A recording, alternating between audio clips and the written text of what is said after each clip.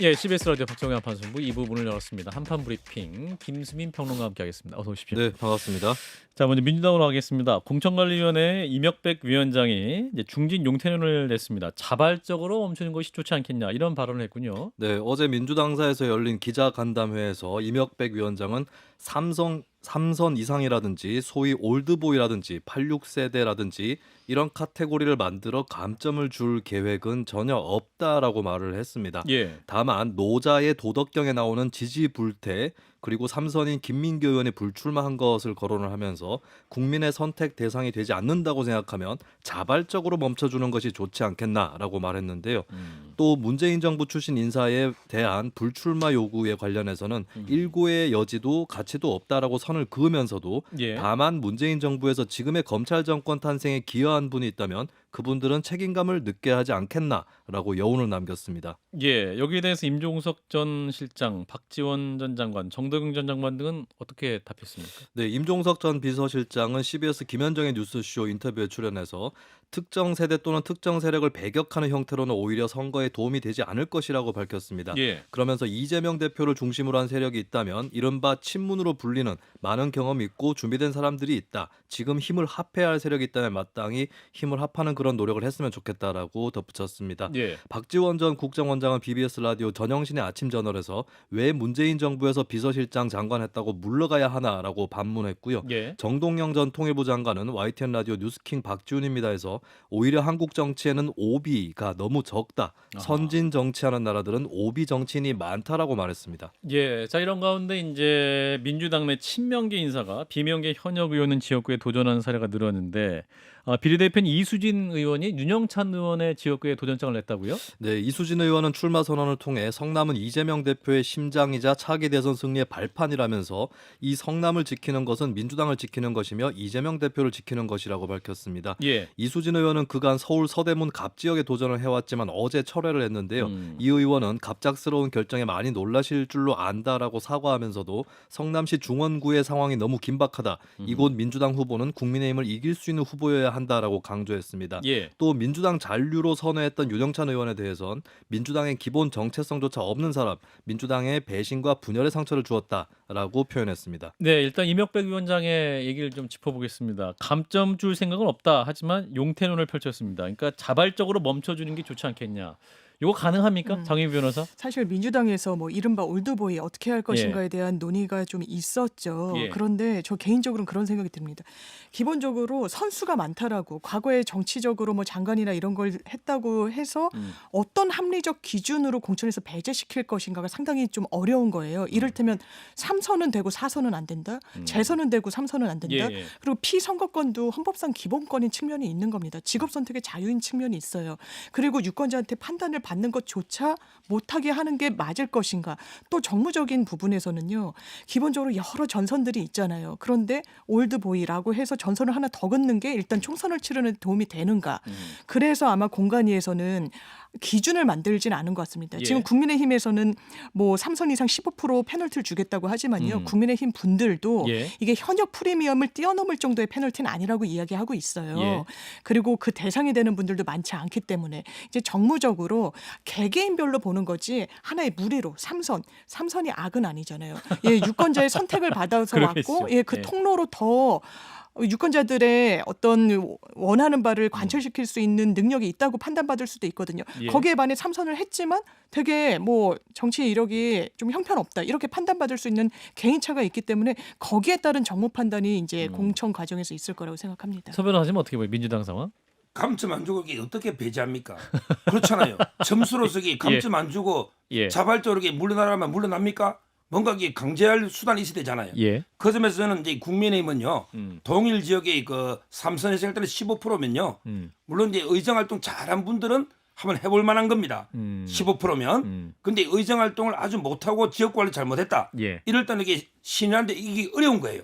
이런 식으로 저는 시스템적으로 물갈이 해야지 무조건 이게 감점 없이 용태라. 이거는 말이 안 되는 이야기입니다. 그 민주당이 어떤 그 자발적 용태로는 현실 가능성이 없을 것이다라는 전망하고 계시고, 자 이수진 민주당 의원의 그 갑작스러운 지역구 변경 이 부분 어떻게 판단해야 됩니까? 친명 자객 공천이 있을 수 있는 거 아니냐 뭐 이런 얘기가 나옵니다. 이분이 친명은 맞습니까? 뭐 원내대변인을 하고 뭐 이랬으니까 본인을 그렇게 정치적 스탠스를 가져가는 건데 예. 저는 좀 놀라긴 했습니다. 왜냐면 서대문 갑에 플래카드가 정말 엊그저께까지도 걸려 있고 뭐 예. 이런 것들을 봤거든요. 예. 그런데 지금 사실 윤영찬 의원의 유력 경쟁자였던 현근택 변호사가 불출마를 선언하고 그렇죠. 그렇다면 그곳이 서대문 갑보다는 서대문 갑에는 또 예비 후보들이 워낙 많아가지고요. 내가 더 승산이 있겠다라는 것을 이야기하면서 친명으로 본인 정치적 스탠스를 가져가면 이게 친명, 반명 이런 구도로 읽히잖아요. 그렇죠. 그건 별로 당에 도움이 되지 않는 것 같고요. 저는 이 선택이 정치인으로서 유권자한테 어떤 판단을 받을지는 좀 물음표입니다. 서 변호사님은? 일단 이제 좀 살리는 정치를 해야 되는데 자객 공천이 뭡니까? 자객. 아니 뭐 이 실제로 뭐 용어는 자기 이게 별로 저는 앞으로 이제 맞춤형 뭐 공천 요 정도 게 용어가 여야 모두 좀 이런 용어는 안 썼으면 좋겠다는 생각이 들고요. 예. 근데 이수진 이분이 비례 이수진 이분이요. 예. 라임 사건으로 아마 기소가 돼가지고 재판 중일 겁니다. 그런가요? 본인이 이게 그때 그 기동민 의원하고요. 음. 우리 그 남부지검의 라임 사태 예. 그때 그 기소가 된 걸로 제가 기억을 합니다. 예. 따라서 이제 본인이 과연 이런 데 그 자객 공천에 자격이 되는지 자격이 되려면 자격이 있어야 돼요. 자격. 저는 정봉주 의원이 박용진 자켓도 가는 거 보고 좀 황당하더라고. 자격이 있습니까? 본인도 이게 정치적으로는 이미 성추행입니다. 법적으로 무죄받은 거는 인정합니다. 예. 그러게 정치적 판단 달라요. 이런 자격이 안 되는 사람이 자격을 운운하는 이게 잘못된 거예요. 예. 자격. 예, 라임이 있는데 김수인 평론가 어떻게 판단하십니까? 민주당 내 공천 논란. 지금 뭐 이수진 의원 관련 얘기도 있고 이명백 위원장 워딩도 들으셨는데. 네, 이명백 위원장 발언은 사실 뭐 어떤 제도적인 장치를 통해서 걸러내는 것은 선을 그었잖아요. 예. 그렇기 때문에 그냥 일단은 알아서 하시라 하는 차원에서 좀 선을 긋는 것일 테고 결국 선택은 경선에 임하게 되는 당원들과 국민의 몫으로 넘긴 것이 아닌가 이렇게 보여지는 어떻게 보면 좀 평이한 발언이었다라고 볼 수 있을 것 같습니다. 예. 이수진 의원 출마 문제는 일단은 이제 급격하게 지역구로 옮겼다라고 하는 점 그리고 그렇죠. 최근에 현근택 민주연구원 부원장이 성인원 논란 때문에 이걸 불출마를 하면서 이제 이 지역으로 들어온 거거든요. 결국에 어떻든 간에 예. 친명 대 비명이라고 하는 프레임 이것은 강화될 수밖에 없다. 뭐 이렇게 평가를 하겠습니다. 예, 자 이런 가운데 여야가 인재 영입 경쟁을 이어가고 있습니다. 오늘 또 특이할 만한 것은 양당 모두 대기업 CEO 출신을 영입을 했습니다. 삼성과 네. 현대차. 그렇습니다. 국민의힘은 고동진 전 삼성전자 모바일 부문 대표이사 사장을 영입을 했습니다. 예. 고 전 사장은 1984년 삼성전자의 평사원으로 입사를 해서 무선사업부 기술 전략팀장 등을 거치면서 갤럭시 성공 신화의 주역으로 부상했습니다. 예. 한동훈 비대위원장이 직접 영입한 인사로도 알려졌습니다. 한편 민주당은 공영훈 전 현대자동차 사장을 영입했습니다. 공 전 사장은 문화일보 기자 출신으로 현대차 입사한 이후 전략개발팀장, 전략기획 담당 사장, 현대차 고문으로 활동을 해왔는데요. 예. 민주당은 신성장 동력 창출 등의 당 경제정책 생산에 기여할 것이다라고 설명했습니다. 예, 이런 거는 또 백종원 씨 더본코리아 대표에 대해서도 모두 여야 영입 경쟁이 있다는 얘기도 있네요. 네, 이투데이는 여야 양당이 100대표 영입을 위해 다양한 채널을 통해 접촉에 나섰다라고 보도를 했습니다. 예. 여야 고위급 인사들이 직접 100대표에게 연락을 하거나 식사 회동을 하는 등의 적극적인 러브콜을 보내고 있다는 내용이었는데요. 예. 좀 더 구체적인 설이 나오는 것은 국민의힘 쪽입니다. 한동훈 위원장이 공을 들이고 있다는 얘기도 있고요. 국민의힘 사무총장인 장동혁 의원이 동향 지인인 100대표와 회동했다는 설도 있었습니다. 또 100대표와 김홍일 방송통신위원장이 과거 예산에서 동거를 하면서 공부한 사이로 알려진 것도 더 이목을 끄는 요인인데요. 예. 다만 100대표가 지방 소멸이나 저출산 문제에 관심은 있지만 당장 정치에 뛰어들지 않고 사업 확장에 주력할 것이다. 이런 관측이 더 많다고 전해지고 있습니다. 예. 이상민 크리에이터가 백종원 대표 성대모사를 열심히 준비하더니 이게 정치 인물을 예상하고 이미 큰 그림을 갖고 지금 준비를 하고 있는 게 아닌가. 예, 자 일단 삼성전자 출신과 현대자동차 출신, 사장 출신 두 분이 여야에서 인재 영입이 되는데 이 부분 어떻게 판단하십니까, 서 변호사님? 원래는 이제 국민의힘은요 예. 재벌이나 기업에 친화적이에요. 예. 따라서 이제 그 영입하는 게 당연한데 예. 실제 민주당은 평소에 반재벌 정서 예. 이런 데 반기업 정서가 많잖아요. 예. 친노동 정서고. 근데 굳이 재벌 출신 그것도 이제 문화일보 출신 기자 출신이에요. 영입한 게 일관성이 있는지 상당히 의문이 들고요. 예. 그다음에 능력만 보더라도 고동진 이분은 이제 평사원부터 진짜 갤럭시 C나 제대로 된 이게 기술 기업인이고요. 예. 아마 이제 근데 공영훈 이분은 이제 기자로서 아마 회사의 어떤 방패막이나 기자 있잖아요. 예. 이런 게 때문에 진짜 이게 기술자인지 또 자동차 개발에 어떤 공헌이 있는지 예. 상당히 의심스럽습니다. 예. 그래서 변호사님은 국민의힘 인재 영입이 승이다. 이렇게 말씀 주시고. 자, 장 변호사님. 저는 일단 경제인을 영입하는 건 예. 좀 익숙한 풍경이기도 하고요. 제가 예. 고동진 전 대표이사 그 사장분을 예. 직접 만났던 분한테 이야기를 들은 적이 있는 네네. 굉장히 훌륭하신 분이라고 하더라고요. 아하. 입지전적인 인물이신 거 맞고 예. 그러니까 뭐 민주당에서도 모셨으면 참 좋았을 만한 그런 인재라는 생각이 들고요. 제가 또 문화일보에서 인턴 기자를 했었어서 아. 공영훈이라는 이름이 또 되게 익숙합니다. 이제 아, 현대차 기자로서도 사장 출신. 예, 굉장히 능력치를 보여주셨고 이제 예. 기업으로 가서도 본인이 왜냐면 기자분들이 기업 갔다고 다 이렇게 대표직에 오르고 이러는 건 아니거든요. 그렇죠, 사실은. 기업이란 건 철저하게 어쨌든 자본의 논리라는 게 있는 거 아니겠습니까? 예, 예. 성과를 보여줘야 되고. 예. 근데 이분의 이력이 화려하세요. 전략개발팀장, 전략기획 담당 사장. 저는 이런 경제인들을 영입할 때 기대하는 건 정말 정파 논리 이런 부분에서 비교적 자유롭게 예. 정말 경제와 관련해서 국회에서 필요한 입법 활동의 전문성을 정말 활용해 주셨으면 좋겠다. 이 두 분께 그런 바람을 드립니다. 장 변호사님은 양당 모두 인재 영입할 만물을 영입했다. 덕담을 해주셨는데, 자, 서 변호사님 마지막 기회를 드리겠습니다. 민주당 영입 인재 뭐, 긍정적으로 보실 분은 만하다. 없으세요? 평가할 만한 부분 없으세요? 저는 이게 없습니다. 없습니다. 끝까지 없으니까. 예.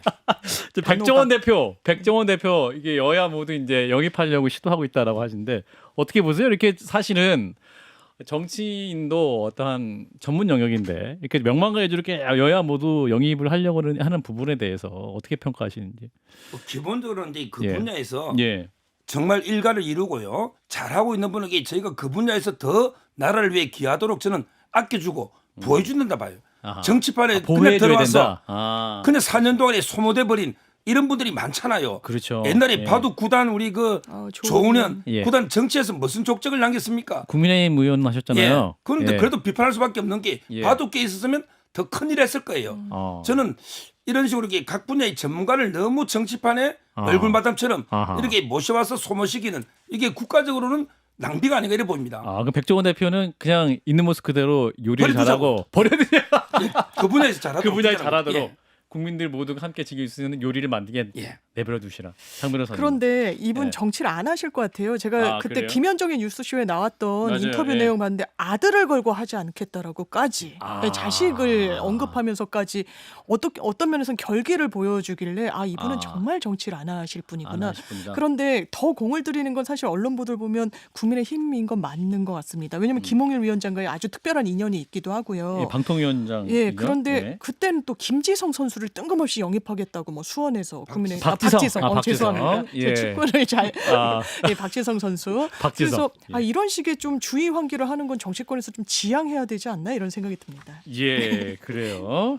자, 이 인재 영입 정치는 참 이게 선거 때마다 여러 가지 얘기한다는 김수희 평론가 짧게 좀 말씀 주시죠. 이렇게 인재 영입 경쟁. 사실 이제 국민들이 뭐랄까 이전보다는 또 좀 관심도가 떨어지고 있는 것 같기도 하고 그래서 더 이렇게 좀 더 큰 명망가를 생각하는 것 같기도 하고 어떻게 판단하세요? 네, 과거에는 이제 원래 정치를 오랫동안 하던 사람이 계속 정치를 한다는 느낌을 많이 줬죠. 특히 예. 1990년대 삼김 시대라고 불렸던 예. 그때 그런 인상이 강했기 때문에 근데 예. 그때부터 막 연예인 출신이라든지 이런 인사들이 막 정치권 영입이 그렇죠. 되고 재벌 회장이었던 정주영 전 회장 또 정치에 직접 나서기도 하고 이런 이제 새로운 물결들이 있긴 했는데 예. 그것도 사실 이제 또 옛날 일이 됐거든요. 음. 그렇다면은 일단 어느 정도 영입 인사를 통해서 느낌을 줄 수는 있겠습니다. 뭐 삼성전자 출신 영입해서 첨단 산업에 더 가까워진다든지 예. 민주당 같은 경우는 뭐 서정욱 변호사가 하셨던 진단대로 일각에서는 이제 뭐 반재벌적인 거 아니냐, 반기업 아니냐라고 하는데 기업인 출신 영입해서 이미지를 보강한다든지 이런 역할들은 여전히 이어지는 것 같은데, 근데 결국 예. 중요한 것은 그 정당 자체의 컬러, 원래 그 당에서 정치를 하던 사람들이 어떤 선택을 하느냐, 여기에 더 이제 국민들이 관심을 가질 것이다. 현재로서는 그런 시대가 됐다라고 저는 판단을 하고 있습니다. 예, 또 뭐 여야 모두 인재 영입 행보는 계속될 테니까 또 짚어보도록 하죠. 자, 다음 뉴스. 야사당의 강성희 의원 강제 퇴장 사건과 관련해서 국회 운영위 소집을 하고 그 대통령 경호처장 파면을 촉구하기로 했군요. 네, 오늘 민주당, 정의당, 기본소득당, 진보당 원내대표들은 긴급 회동을 갖고 예. 내일 국회 운영위원회 소집 요구서 제출에 합의를 했습니다. 이들은 국회의장 면담도 추진을 하기로 했고요. 예. 대통령의 사과와 경호처장의 파면을 촉구하는 데 의견을 모았습니다. 예. 강 의원의 소속 정당인 진보당은 대통령 경호처 난동 대응 대책위원회를 구성을 하고 일부 언론에 대해 대통령실 일방 주장을 받아쓰는 행태라 비판하면서 이에 대한 제보를 받을 예정입니다. 네, 이에 대해서 국민의힘은 진보당 강성희 의원 그리고 민주당에 대한 비판을 계속하고 있는 거죠? 네, 국민의힘 윤재욱 원내대표는 비대위 회의에서 강성희 의원의 행동을 두고 반정부 투사로 보여 스포트라이트를 받고자 하는 운동권 특유의 영웅주의에서 나온 행동이라고 규정했습니다. 예. 또 국회의원이라서 제압하면 안 된다는 주장은 대통령의 경호 시스템을 무시해도 된다는 특권 의식의 발로일 뿐이라고 공격했습니다. 또 더 큰 문제는 강제 퇴장 사건을 굳이 정쟁으로 키우지 않고서는 배기지 못하는 민주당이라고 밝히기도 했습니다. 예, 자 진보당 강성희 의원의 전주에서 있었던 일, 지금 굉장히 좀 이슈가 정치권에서 좀 커지는 상황일 수 있을 것 같아요. 이 문제 어떻게 해결하는 게 좋을까요? 서변 선생님부터 말씀 주시면. 세 가지를 이렇게 비교하면 지금 왕조 시대냐는 비판이 있어요. 예. 여기가 두 번째는 여기가 북한이냐. 그다음에 왜 역대 정권에 그러는데 독재냐. 세 가지인데요. 예. 제가 예를 들어 설명해 드리면 왕조 시대면요. 사지를 들고 나가는 게 아니고 사지를 찢어 놓습니다. 이게 거열형입니다. 능지처참. 살살 말씀 주세요. 예. 그다음에 여기가 북한이면요. 예. 고사포로 흔적도 없이 쏴 죽입니다. 대한민국이니까 그냥 끌어 나간 거죠. 그다음에 전 정권하고 비교하면요. 예. 문재인 정권 때 문재인 대통령이 국회 연설을 나올 때 정창옥 씨의 신발을 던진데 근처도 안 갔는데 예. 이걸 공무집행방해로 기소하고 이래가지고 이게 대법원까지 가서 무죄는 넣었지만 예. 얼마나 그때 경호처에서 과잉 제한 진압하고 고소 고발해서 재판까지 했잖아요. 예. 구속도 됐었고 저는 이거는 실정부 위반이에요. 손을 잡고 당기고 이게 안 놓는 거는 폭력입니다. 그리고 이제 고함을 고래고래 지르는 거는 예. 공무방해예요. 그게 공무방해입니다. 왜 행사를 방해합니까? 국회의원이면 때와 장소를 가릴 줄 알아야지. 국정 기조 전환은 국회에서 질의하면 되지. 왜 그 행사에서 방해합니까? 이거는 법으로 강성현을 처벌해야 되는 거예요. 법으로 처벌해야 된다. 장 변호사님 어떻게 판단하십니까? 굉장히 동의하기 어려운데요. 예, 예. 특히 이제 뭐 사지 발언에 대해서는 좀 이제 깜짝 놀랐는데요. 뭐 비유로 말씀하신 네. 왕조였다면 왕조 시대라면. 예. 일단 제가 영상을 그래서 여러 차례 봤어요. 저도 서정욱 변호사님 말씀 중에 대통령 막 면전에서 고함을 지르고 그 자리가 또 그런 자리는 아니었잖아요. 축하하는 자리인 건 맞았잖아요. 전북특별자치도 네, 문제에 대해서 이 승격이 되는 그런 자리였는데 그건 부적절합니다. 근데 영상을 여러 차례 보고 여러 각도에서 찍은 걸 봐도 이 입을 틀어막히고 사지가 들려 나갈 때의 상황은요. 대통령과 상당한 거리가 있는 때였던 걸로 보여요. 예. 모르겠습니다. 악수를 할 때 다소 세게 잡고 대통령을 본인 쪽으로 당기면서 국정기조를 바꾸십시오라고 이야기했는지는 모르겠지만 예. 최소한 아주 강한 그 강도의 경호를 할 때는 그 상황은 아니었던 것 같거든요. 대통령 말과는 그 해명과는 괴리가 있는 겁니다. 예. 저는 이런 식의 경호를 경호 프로토콜이라고 말하는 거에 이해하기가 어려워요. 이건 경호 프로토콜이 돼서는 안 된다고 생각합니다. 과잉 경호인 거죠. 어떤 대통령에 대해서 실질적인 위해가 그 상황에 없음에도 불구하고 사람을 들고 나간다, 입을 틀어막으면서 이런 건 지금 민주주의 사회에선 상상하기 어렵고 저는 예. 최소한 이 부분에선 대통령이 뭐 육성으로는 아니더라도 서면 정도로 유감 표명을 해주는 게 적정하지 않나 생각합니다. 예. 서 변호사님 반론하시겠습니까? 반론할 게 없습니다. 그거 다 했습니다. 자, 김수희 평론가 어떻게 보세요? 영상도 많이 공개됐고 뭐 대통령실에서 전체 영상이라고 공개한 부분이 있는데 어떻게 보셨어요? 일단 이게 위해 행위였느냐 아니냐가 초점인데 결국에 위해라고까지 했기 때문에 대통령을 위하는 행위였느냐? 그렇다면은 이제 이거를 당했다고 하는 사람 입장에서는 법적인 대응이 불가피한 거 아닌가. 그래서 이제 대통령실에서 강 의원을 고발한다든지 예. 이런 조치가 있는지 한번 지켜봐야 될 것 같고 예. 강 의원 입장에서는 이게 허위 사실이라는 입장이기 때문에 당기고 뭐 했던 것이 아니다. 네, 본인은. 이쪽에서도 또 법적으로 대응할 소지가 있는 거거든요. 예. 결국에 이 문제가 이제 수사나 그 사법 절차로 넘어가는 것이 아닌가 이렇게 보여집니다. 예, 사실 이제 뭐 대통령실 입장에서 보면 최근에 이제 이재명 대표 피습 사건도 있었기 때문에 이제 경험 문제에 대해서 굉장히 이제 민감하게 반응하고 작은 움직임에도 좀 크게 대응할 수밖에 없는 현실이 있었다. 이렇게 또 생각할 수 있는 부분은 없을까요? 장 변호사님? 저는 대통령실에서 이렇게 뭔가 정당했다라고 이야기하는 거에는 좀 동의하기가 상당히 어렵고요. 예. 그러니까 민주당에서는 이 부분에 대해서 경호처장 경질까지 요구하고 있는 거 아니겠습니까? 예. 저는 경호처장 경질도 왜냐하면 현직 의원이에요. 국민의 선택을 받았던 지역 예. 유권자들로부터 선택을 받았던 부분이고, 그리고 국민의힘에서는 정가 오범이다 이러는데 메시지에 대해서 방어 논리가 달리니까 그 부분에 대해서 메신저를 공격하는 것처럼 보여집니다. 예. 이런 걸로 그 국민들한테 설득하기는 참 상당히 어려울 거라고 생각합니다. 서 변호사님. 뭐 제 할 말은 아까 다 했는데 시청자의 판단에 맡기고 싶은데 알겠습니다. 앞으로요. 예. 앞으로 이제 좀 이런 이제 그 때와 장소를 좀 가리자. 때와 그 장소를 말이 가리자. 틀린 건 아니라고 저도 봅니다. 예. 때와 장소를 좀 가려야 됩니다. 예. 자, 다음 이슈 보겠습니다. 지난 1월 17일 방송통신심의위원회 두 위원이 해촉이 됐습니다. 방심이.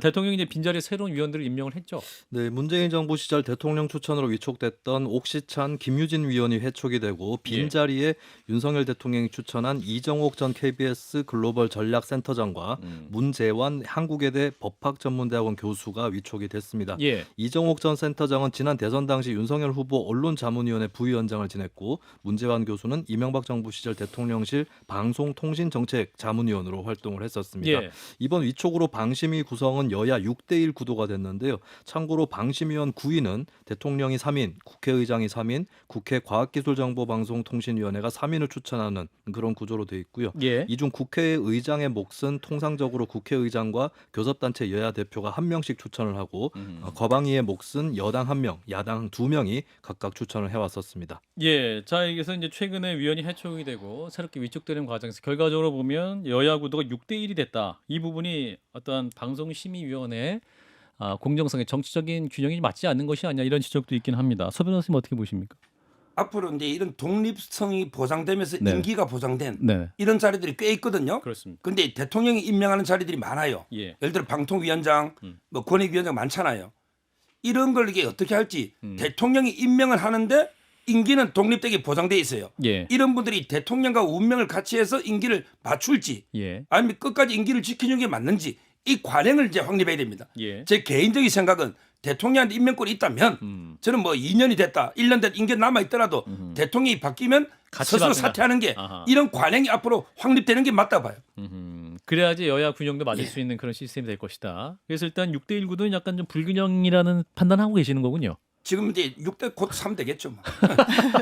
자, 장 변호사님. 아니, 이 방심위원을 해촉하는 과정도 사실 매끄럽지는 않았죠. 예, 한 분 오늘도 인터뷰 내용을 들었더니 원래 공식화된 그리고 다 공개된 의제를 안건을 기자들의 취재에 응했다는 이유로 해촉했다는 겁니다. 예. 뭐 정보를 누설했다, 기밀을 외부에 알렸다라는 예. 것으로 의도가 있는 거예요. 방심이 왜 이렇게 333 구도로 국회목, 국회의장목, 대통령목 나눴겠습니까? 최소한의 여야 균형을 맞출 필요가 있기 때문이에요. 예. 방송국의 어떤 재승인 그리고 방송국의 어떤 편향성에 대해서 점검하는 기구 아닙니까? 그런데 6대1이라면 공정한 심사를 과연 기대할 수 있을까요? 언론사 제작진한테 이 6대1이라는 숫자가 어떤 신호로 가 닿을까요? 이거는 저는 정말 빨리 이거 균형을 맞춰야 된다고 생각합니다. 예. 자, 다음 이슈 하나만 하고 마무리하겠습니다. 문재인 정부의 주요 국가 통계 조작 의혹을 수사해왔던 검찰이 오늘 김수현 전 청와대 정책실장을 소환했군요. 네, 대전지검 형사 4부는 직권남용 권리행사 방해, 통계법 위반 등의 혐의를 받는 김수현 전 청와대 정책실장을 피의자 신분으로 소환해 조사를 했습니다. 예. 검찰은 문재인 정부 당시 청와대가 고용, 부동산, 소득 통계를 조작해 발표한 것으로 보고 있으며 김수현 전 실장을 핵심 인물로 지목했는데요. 예. 앞서 김 전 실장이 부동산 통계 조작을 지시하고 압박한 것으로 의심되는 텔레그램 메시지를 확보했다는 소식도 전해진 바가 있습니다. 예. 앞서 검찰은 통계청, 한국부동산원과 국토교통부, 기획재정부, 고용노동부를 압수수색하고 강신욱 전 통계청장 등을 소환 조사했었습니다. 예, 현재까지 수사 흐름, 나온 정황, 문재인 정부 통계 조작이 있었는지 이게 입증이 될 수 있을까요? 서 변호사님부터 말씀 주시죠. 저는 민주 정부에서 가장 나쁜 게 두 개가 여론 조작과 예. 통계 조작입니다. 여론 조작이 드루킹 사건이. 그다음에 통계 조작. 정책이 잘못되면 정책을 바꿔야지 통계를 조작해서 합리화시키면 말이 안 되는 거죠. 예. 이번에 감사원에서 22명을 고발했어요. 그중에 정책실장만 4명입니다. 예. 장관도 있죠. 이 22명을 위에는 누가 있을까? 이것도 이게 꼬리 자르기로 끝나면 안 됩니다. 예. 저는 송철호 울산시 안건 등에 문재인 대통령까지 수사해야 된다 보고 이번에 통계 조작 이것도 이게 문재인 대통령까지 수사가 나아가야 된다. 꼬리 자르기로 끝나서는 안 된다. 이렇게 봅니다. 정말 저는 통계 조작이라고 하면 만약에 결과물이 10%로 나왔는데 뭐 15%로 수치를 만진다든지 이런 예. 걸 생각하잖아요. 예. 그게 아니에요. 아. 그 통계라는 건 기본적으로 표본을 어떻게 잡는지 어떤 그런 그 설문조사 기법을 가져가는지 이거에 따라 굉장히 결과에. 달라질 수 있는 예. 것이거든요. 이걸 수사의 대상으로 해가지고 국기문란이다 이야기한다. 그리고 총선을 앞두고 계속 답보 상태에 있다가 다시 환기하고 다시 피의자들을 부르기 시작한다. 이러니까 검찰이 정치검찰이라는 어떤 비판에서 자유로울 수 없다라고 생각합니다. 총선에 영향을 미칠 수 있는 사안이다. 저는 당연히 그런 의도가 다분히 있다고 생각합니다. 예. 자, 한판 브리핑 일단 오늘 여기까지 하도록 하겠습니다. 김수민 평론가였습니다. 고맙습니다. 네, 감사합니다.